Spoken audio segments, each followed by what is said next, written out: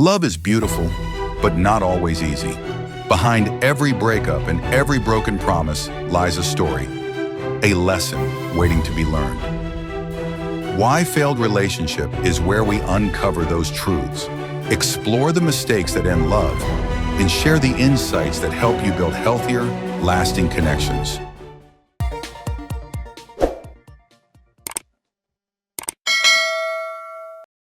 Have you ever noticed that two people can date the exact same person? One says they're the best partner I've ever had, while the other says they were nothing but red flags. So who's right?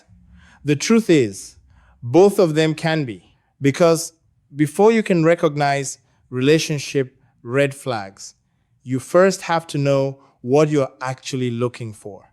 And I think this is where many people make their biggest mistake. Welcome back to Why Failed Relationship. I'm Emmanuel. If today is your first time here, welcome. I just want you to know that this channel isn't about blaming men or blaming women. It's about understanding the behaviors, choices, and patterns that cause relationships and marriages to fail, so that if you're single, you can make better relationship decisions. And if you've experienced a breakup or divorce, you can learn from the past, grow, and build a healthier relationship the next time. Now, let's get into today's topic. Whenever people talk about relationship red flags, they usually start listing things: controlling behavior, jealousy, lying, poor communication. And yes, those are all important, but I think we're asking the wrong question. Instead of asking, what are the red flags? We should first ask, what am I looking for in a husband or a wife? Because if you don't know what kind of partner you're looking for, you'll never know what should make you walk away. You'll keep changing your standards for people you don't want to lose. And that's where many people get into trouble, from my perspective. Most relationship red flags can be understood through three simple areas: behavior, habits, and the things you know you cannot compromise on. Let's start with behavior. A lot of people confuse behavior with habits, but they're not the same. Behavior is often something we learn as we grow up.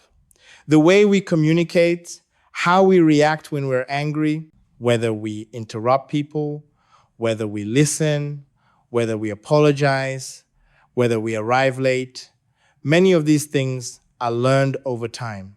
And because they're learned, they can also be unlearned. Think about someone who raises their voice during every disagreement. Maybe that's how conflict was handled in their family while growing up. Does that make it acceptable? No. But if they're willing to acknowledge it, take responsibility, learn healthier ways to communicate, and consistently work on it, that behavior can change. This is why I don't believe every flaw should automatically be called a red flag. A person who's willing to grow, learn, and become better is very different from someone who believes they never have to change. So when you notice a behavior, don't only ask, is this happening? Also ask, do they recognize it? Do they take responsibility for it? And are they making a genuine effort to improve? Because growth matters. Now, let's talk about habits. This is where I believe many of the biggest relationship red flags actually live. Habits are different from behaviors. Habits are repeated choices that eventually become part of someone's lifestyle. Over time, they become part of who they are. For example, smoking, heavy drinking, drug abuse, gambling, constant flirting, being financially irresponsible, habitual dishonesty, or refusing to keep commitments. Now, before anyone misunderstands me, can people change their habits? Absolutely. People quit smoking, people overcome addictions, people become financially disciplined, people change every single day. But here's something we have to be honest about. People rarely change because someone else wants them to. They change because they themselves have decided they want a different life. And that's a very important difference. One of the biggest mistakes people make while dating is believing, once we get married. They'll change, maybe they will, maybe they won't. But building your future on maybe is one of the biggest risks you can take. If someone has been smoking for 15 years, don't date them believing you'll be the reason they stop. If someone has never managed money responsibly, don't marry them hoping your love will suddenly make them financially responsible. If someone has a habit of lying, don't convince yourself that marriage will automatically make them honest. Love can inspire change, but love cannot force change. Real change begins when the individual decides they're ready. Now let's talk about the third area, the things you know you cannot compromise on. And I want you to pay close attention here because I believe many relationships could have been saved from heartbreak if people had done this first. Before you ever start dating, sit down with yourself. Ask yourself, what are the things I genuinely cannot live with? Not because they're wrong, but because they're incompatible with the kind of life I want. Let's use smoking as an example. Maybe you've never smoked before. Maybe you can't stand the smell. Maybe you've watched someone in your family suffer because of smoking. For you, smoking isn't simply a habit you dislike. It's a deal breaker. Now imagine meeting someone who's everything you've ever wanted. They're kind, successful, funny, handsome, beautiful, they respect you, they make you laugh, but they smoke every single day. Here's what many people do. They say, I'll change them. Once they love me enough, they'll stop. But here's the problem.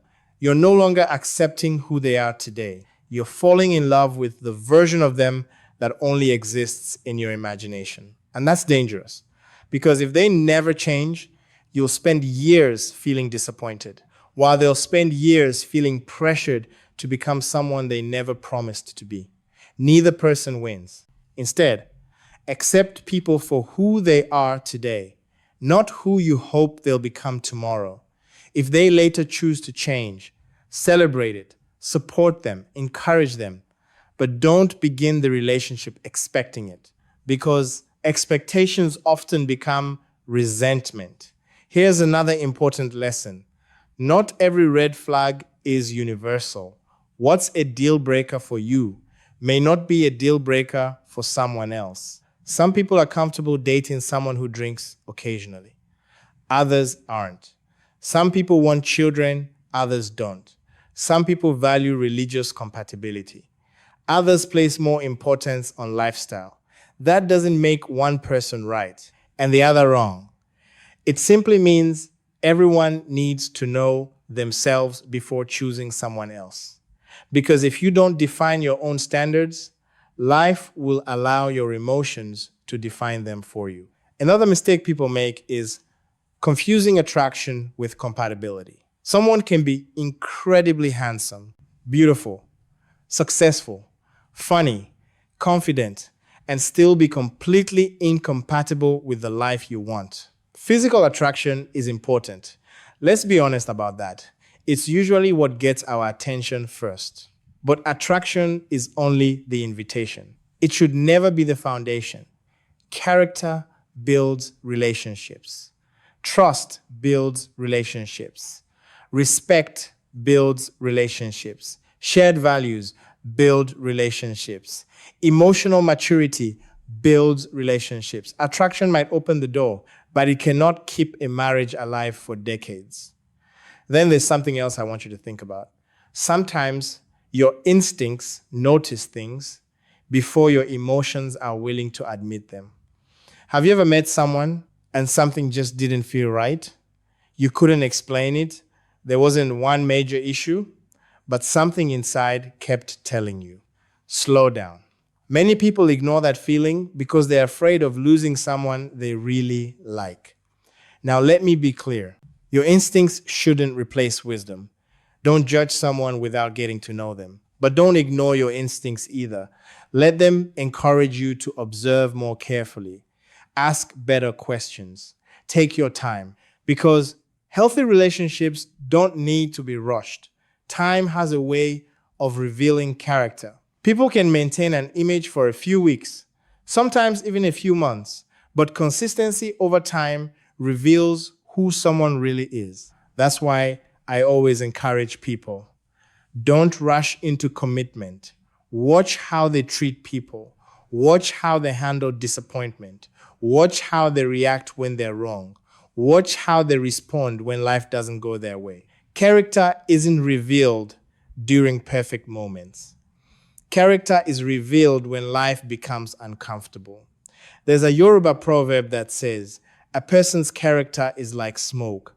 No matter how hard you try to cover it, eventually it will rise into the open for everyone to see." The same is true in relationships. Someone may hide who they are for weeks or even months. But sooner or later, life has a way of revealing what's truly inside them.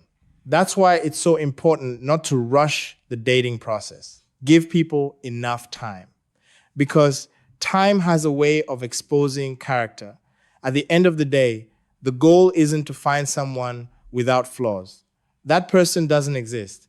Every one of us has weaknesses. Every one of us is still growing. The goal is to find someone whose values align with yours, whose character earns your trust, whose habits don't conflict with the future you want, and who's willing to grow alongside you. Because a healthy relationship isn't built by ignoring red flags. It's built by making wise decisions before your emotions make those decisions for you. So before you fall deeply in love with someone, take a moment to ask yourself, do I truly know this person? Or am I only in love with the version of them I've created in my mind? Because one of the biggest mistakes we can make is expecting someone to become the person we need, instead of accepting the person they've already shown us they are. Remember this. Don't decide what you'll tolerate after you've fallen in love. Decide what you can and cannot live with. Before you give someone your heart, that one decision alone could save you years of unnecessary pain. Before we end today's video, I'd love to hear from you. What's one quality or habit that's become completely non-negotiable for you when choosing a partner? And was there an experience that taught you that lesson? Share your thoughts in the comments. Your story might help someone who's trying to make a wiser relationship decision today. Thank you so much for watching. If you found this video helpful, don't forget to like, subscribe, and share it with someone who might need to hear it. This is Why Failed Relationship. I'm Emmanuel. Bye for now, and see you some other time.